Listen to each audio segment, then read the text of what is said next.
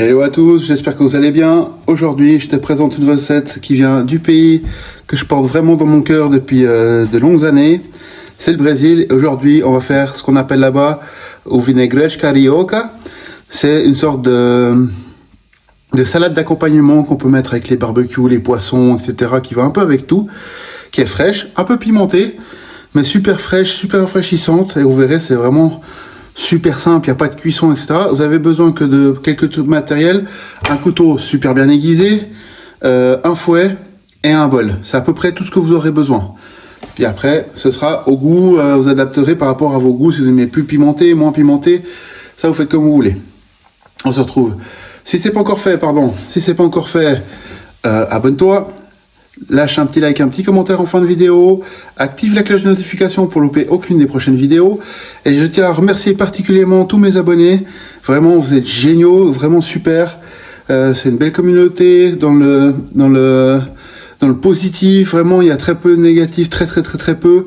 Et vraiment, je suis vraiment content de ça et je suis fier de partager mes recettes avec vous. Allez, on se retrouve juste après l'intro pour la liste des ingrédients.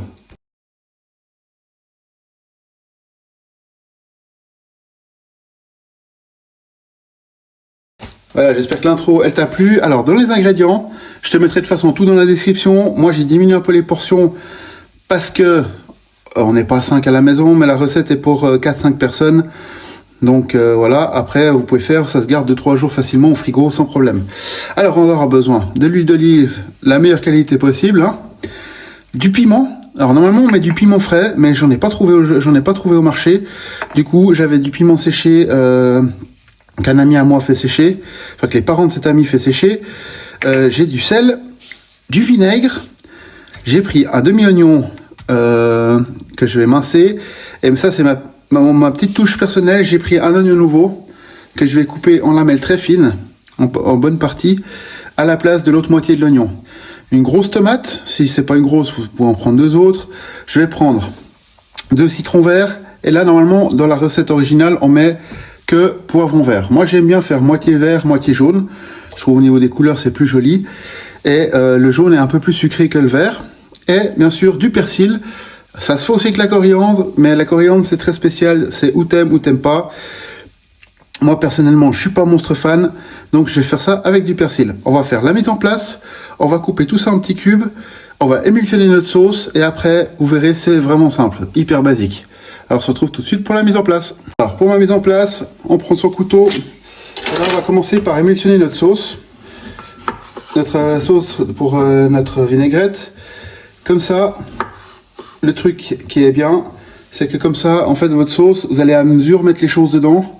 Vous n'aurez pas besoin de salir 25 bols pour votre mise en place. Alors je vais commencer par presser mes citrons verts. Ça, bien sûr, ça va assez vite.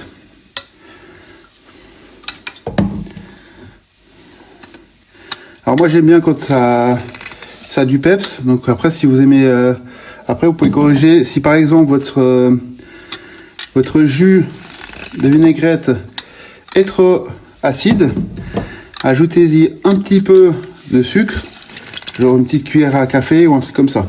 Ça pose pas de problème. Je vais y mettre mon piment, mon sel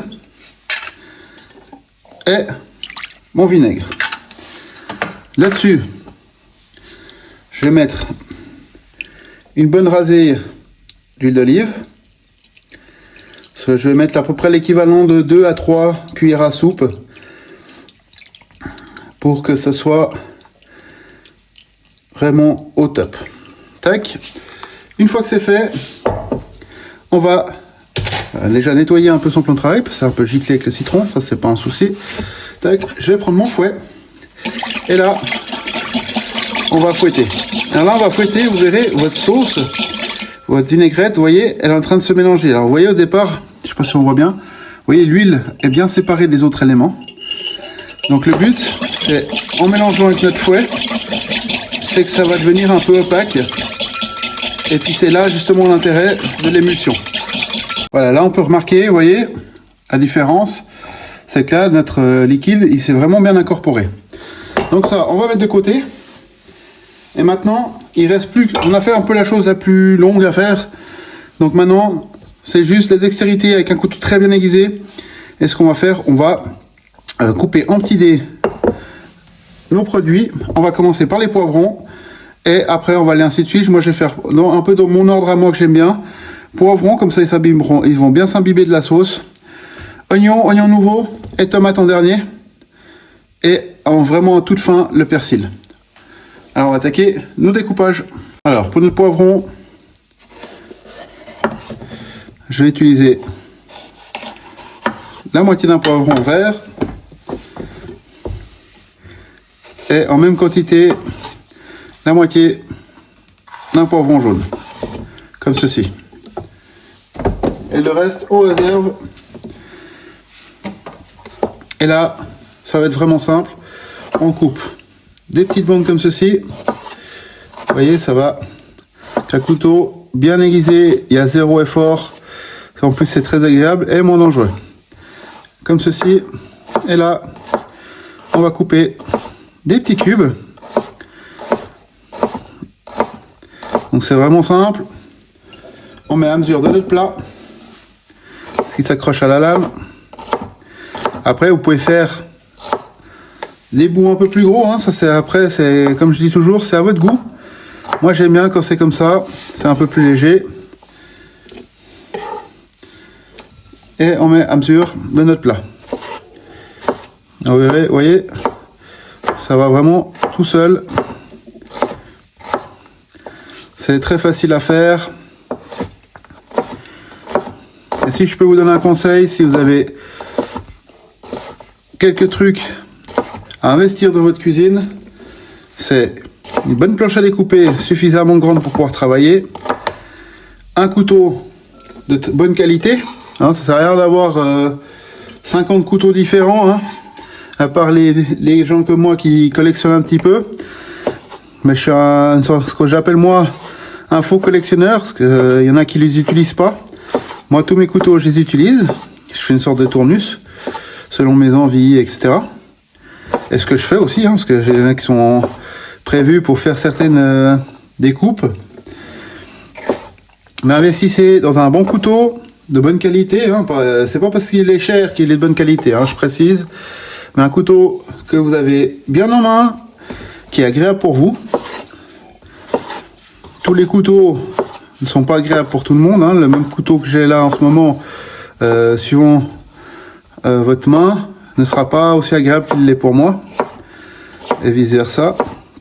Voilà, ensuite, je dirais 2 poêles de taille différente et 2 casseroles de taille différente, mais de la bonne qualité.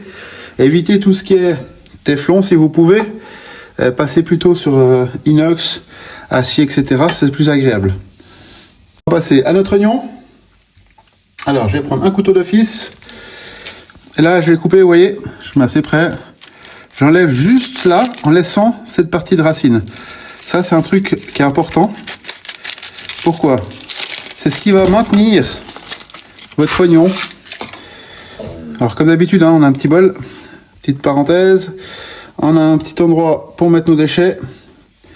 Et en fait, si vous voulez, ça va maintenir votre oignon en place pendant que vous allez le découper. Vous allez vite comprendre ce que je veux dire. Et il est magnifique. Hein. Et là, justement, vous voyez, là, ce que je vais faire, c'est que je vais couper les petites tranches comme ça. Et je vais pas jusqu'au bout, vous voyez ma lame, elle vient jusque là. Et ça, c'est voulu. Alors là, bien sûr, vous essayez de faire même taille que vos cubes que vous avez fait avec le poivron, pour que ce soit assez régulier. Et là, vous voyez, on taille la même chose dans l'autre sens. Alors la petite technique pour les oignons, hein, pour pas pleurer, rien de plus simple. Un couteau super bien aiguisé. Et on fait vraiment bien le mouvement de coupe, on n'écrase pas. Et puis l'autre chose, si ça pique quand même, parce qu'il y a quand même des oignons, suivant la saison dans l'année, qui sont un peu plus forts. Et là, il y a une petite technique de chef qu'on m'avait appris à l'époque, c'est vous les passez 15 minutes au congèle, 10-15 minutes avant de les couper, vous les mettez au congélateur. et ils seront beaucoup moins attaquants. Voilà. Alors on évite de faire ce que je viens de faire, hein, de frotter la lame du couteau sur la planche. On prend une spatule et on va mettre ça dans notre bol. Comme ceci. On met un petit coup de chiffon. On met un petit coup sur la lame aussi. Et là, on va passer à notre oignon, ce qu'on appelle un oignon nouveau, ou cébette. Si vous avez des cébettes, ça va tout aussi bien. Et là, bien sûr, alors on enlève la partie qui est un peu extérieure, qui est un peu séchée. Il n'y a pas besoin de l'enlever partout, mais en général, vous verrez, vous voyez, elle se décolle un peu toute seule. Et là-dessus, vous voyez, il y a une espèce de pellicule. Cette pellicule-là, elle est très bonne, hein, mais enlevez-la parce qu'elle est un peu glissante. Et pour couper, ça va vous gêner. Là, je coupe le bout. Et là, ce que je vais faire avec mon couteau, vous voyez, je vais faire des très fines lamelles. Le plus fin possible. On fait gaffe ses doigts, hein. Et là, je vais faire le plus fin possible. Pas besoin d'aller vite, hein. Concentrez-vous pour garder vos doigts. C'est le plus important. Là, je vais pas tout faire. Ça va faire beaucoup.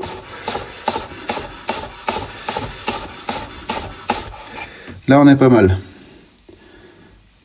Donc, ça comme ça. On met ça de notre plat, de nouveau. Et on va s'attaquer à notre tomate. Alors, la tomate, comme ceci. Ce que je vais faire, je vais couper les tranches. Comme ceci. Le but, c'est après qu'on puisse faire des cubes.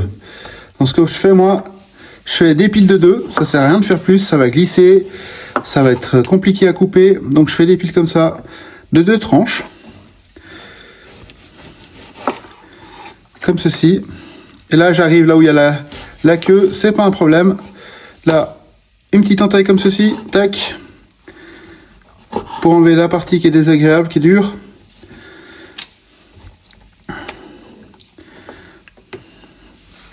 Et on fait ça avec notre tomate complète. Tac. Là de nouveau, on enlève la partie un peu coriace. Comme ceci. Et on continue. Vous voyez, là, hop, on a fini la partie coriace. Et là, on continue aux tranches. Comme ceci.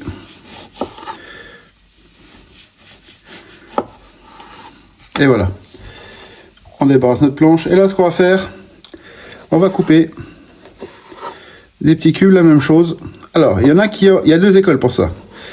Il y en a qui enlèvent les pépins. Moi, je les laisse. J'aime bien. Ça apporte du jus, de la succulence en plus. Après, ça reste, comme je dis toujours, ça reste mon goût à moi personnel. Faites toujours selon vos goûts. Très important. Des choses que moi je vais faire, que j'aime bien, ce n'est pas les mêmes que vous aimez bien. Donc faites attention à ça. Ça vaut la peine de voir et d'adapter par rapport à ce que vous aimez. Donc là, si vous devez pousser, vous tournez votre couteau sur le dos et on met de côté. Vous voyez, déjà là, j'ai pas beaucoup, mais 3. Vous voyez, ça commence déjà à glisser. C'est normal, c'est la tomate, c'est assez humide, c'est de l'eau. Donc, c'est normal. Donc, essayez de faire des cubes le plus droit possible. Le plus régulier possible. Que visuellement, ce soit très joli. Comme ceci. Allez, j'ai fini de couper ça, on se retrouve juste après. Voilà, j'ai pris soin d'effeuiller mon persil. Alors, je vais commencer par faire 2-3 fois comme ça pour un peu le pré-découper. Et le but, c'est de le hacher. Donc là, maintenant, on va faire comme ça. On va le faire assez fin. Après, comme d'habitude, vous faites par rapport à comment vous aimez. Moi, j'aime bien quand il est assez fin. Il y en a quand il l'aime bien un peu plus grossier. Ça, c'est comme d'habitude, c'est à votre goût.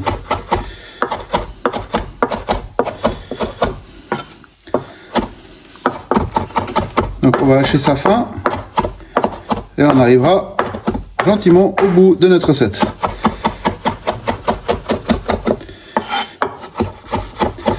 Alors bien sûr on fait pas comme ça, on fait un léger mouvement pour couper et non écraser.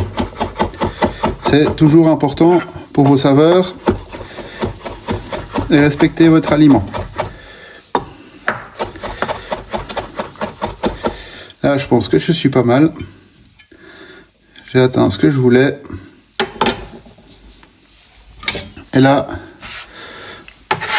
on ramène tout au milieu. Et on va rajouter ça à notre prépa. Je vais faire un petit coup de nettoyage et on passe à la suite. Voilà, nos ingrédients sont tous dedans. On va s'armer d'une cuillère à soupe. Et là, on va mélanger. C'est beau, c'est coloré. Et là, vous n'avez pas les odeurs, mais c'est vraiment super. Ça sent super bon. C'est super frais. Alors après, ce que vous pouvez faire, c'est ce que je vais faire moi.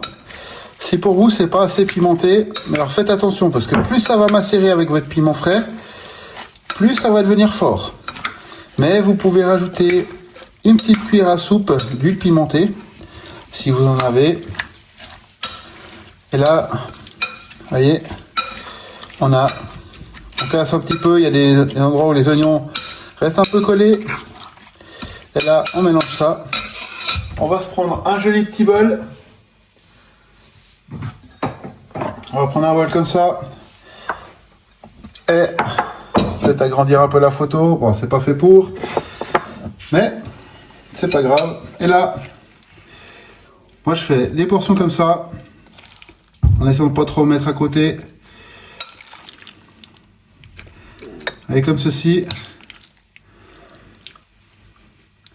Et ça, je mets un petit bol à chacun sur la table. On n'oublie pas d'y mettre un petit peu du jus qui est au fond. Et voilà, notre recette, elle est prête. Si cette recette elle t'a plu, n'hésite pas à liker, partager, etc. Moi en attendant, je vais déguster ça avec une bonne grillade. On se retrouve la semaine prochaine pour une nouvelle vidéo. En attendant, je te souhaite tout de bon. Et vraiment, prends soin de toi. Et surtout, prends soin de ton estomac et de ta santé avec une alimentation saine. Et là, vu qu'on arrive dans les beaux jours, en plus, une alimentation fraîche. Donc on se retrouve la semaine prochaine pour une nouvelle vidéo. Like, partage, abonne-toi. Un petit clic sur la cloche de notification pour ne louper aucune des prochaines vidéos. Et porte-toi bien. Allez, à la semaine prochaine. Bon dia pra você. Et fica bem.